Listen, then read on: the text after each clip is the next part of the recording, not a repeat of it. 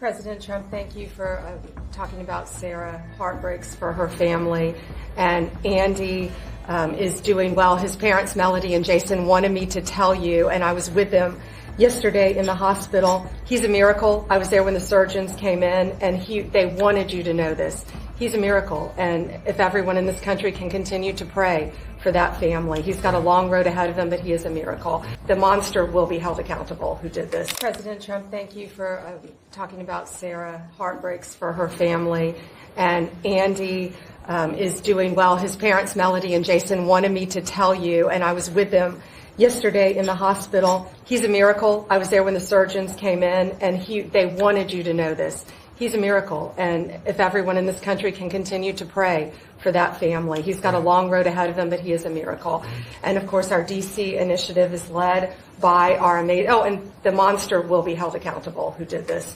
Our marshals, of course, are leading the D.C. safe effort. We have made over 7,000 arrests at your direction. D.C. is safe again. Working with everyone around this table, Pete and everyone. Scott and I were in Memphis together last week, and everyone, and Bobby, your HHS, doctors and medics are on the ground to help people in Memphis and D.C. In Memphis, we've made over 3,500 arrests so far, and Homeland Security, Christy, you've been instrumental in this. But it's everyone working together as a team. We even have Treasury agents out there. It's unbelievable, on the ground in D.C. and Memphis. Of course, law enforcement first, FBI, Kash Patel has led the FBI. We have a 100% increase in the arrest of violent criminals, thanks to your leadership. DEA, led by Terry Cole, over 45 million fentanyl pills, 4,200 kilos fentanyl powder. That is the equivalent of 347 million potential lethal doses. That's unbelievable that you've taken off the streets of our country. And the weight of all the drugs combined taken off by DEA is the weight of 17 full semi-trucks of the drugs just since you've been in office. The drugs that had flowed into this country under the previous administration. ATF, led by Rob Sakata, has seized more than 31,000 illegal guns. 31,000. Unbelievable at your leadership. 19,000 of those were from trafficking cases. We've been sued on the legal front now. We have been sued 575 times. 575 times. More than every administration going back to Reagan combined. Most recently, yesterday, I was sued by an immigration judge who we fired. One of the reasons, she said she was a woman. Last I checked, I was a woman as well. 24 Supreme Court wins, President Trump, 92% success rate. We told you it would take a while to get to the Supreme Court. We're doing it at record speed, led by John Sauer, of course, Sarah and Hosh, all working together. Immigration, we're winning. Nationwide injunctions, ending DEI funding, working to secure that our federal workforce is aligned with your America First agenda, representing pretty much everyone in this room. We met with your general counsel yesterday, Doug, working with everyone. It's nonstop. ICE, of course, we're winning there with Christy. We're Brooke, SNAP benefits, won there. Marco, USAID. Pete, National Guard, of course, going nonstop. Our U.S. attorneys are fighting violent crime, working around the clock to make America safe again, which was your directive. Our Civil Rights Division, suing Gavin Newsom 3 times now, Prop 50, keeping boys out of girls' sports, and in-state tuition for illegal aliens. We've sued over election integrity. We are litigating major universities with Linda. Thank you, our Civil Rights Division, for everything that you've done to end DEI in our schools. Our Civil Division fighting sanctuary cities every single day. And, of course, our Antitrust Division with Google, major settlement. Our attorneys are working on terrorism, TDA, MS-13, Antifa, President Trump. We've charged more than 500 defendants with assault on federal officers thanks to your directive.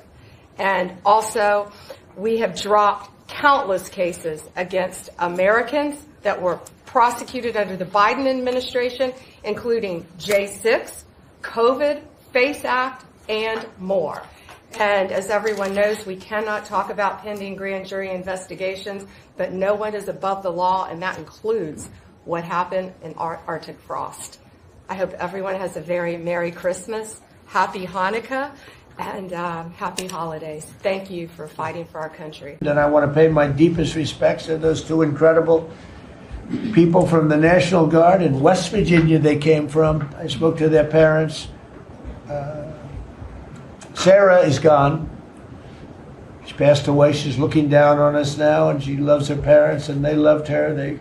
They were, somebody said, how are they doing? I said, the word is devastated. Doing. How are they going to do? They're devastated. The rest of their lives they're going to be devastated. She was an incredible person, highly respected, top of her class, everything. She was like a perfect human being. 20 years old, just started. She was like a baby. She was so proud. They were giving her a promotion, and she told the parents that she was getting a promotion, and they were so proud of her. Then they get a call that this happened. And we have one young man who's fighting for his life. He's fighting very hard. I think he's probably doing better than anybody. They said he didn't have a chance. I'll tell you, the one who said he's going to live is his mother. Spoke to his mother. Sir, he's going to live. I spoke to her very soon after this horrible event took place with this scum that is able to come into our country. I spoke to his mother. Sir, he's going to be okay. I'm telling you. No doctor thought that. Nobody thought that. He was hitting bad places, and she was like so positive. It was incredible. And it's possibly right, Pam, right? Possibly right. Boy, it would be amazing. If he lives, it would be amazing. A miracle, actually. Thank you, Mr. President. It's an honor to serve with this great team that you've assembled. And I just want to pick up on something you said, Mr. President, because you hit the nail on the head. That it is absurd that Democrats talk about an affordability crisis that they created and the people around this table work every single day to address. You'll hear a lot of statistics today. You hear a lot of statistics in our political conversation. I think the most important statistic for the American people is that under the Biden administration, the average American family lost over $3,000 of household income. And under the first 10 months of this Trump administration, they have gained over $1,000 of household income. What that says very clearly is that we are fixing the problem that Joe Biden and the Democrats created in the last administration. If you look at every affordability crisis that's confronting the American people today, it is traceable directly to a problem caused by Joe Biden and congressional Democrats. Why did homes get so unaffordable? Because we had 20 million illegal aliens in this country taking homes that ought by right to go to American citizens. Why did tax bills get so unaffordable? Because Democrats were raising taxes while congressional Republicans under the president's leadership, we're now cutting taxes. Why did food get so expensive? Because we printed trillions of dollars and threw it into green scams that made our agricultural economy suffer while Americans were paying higher prices for food.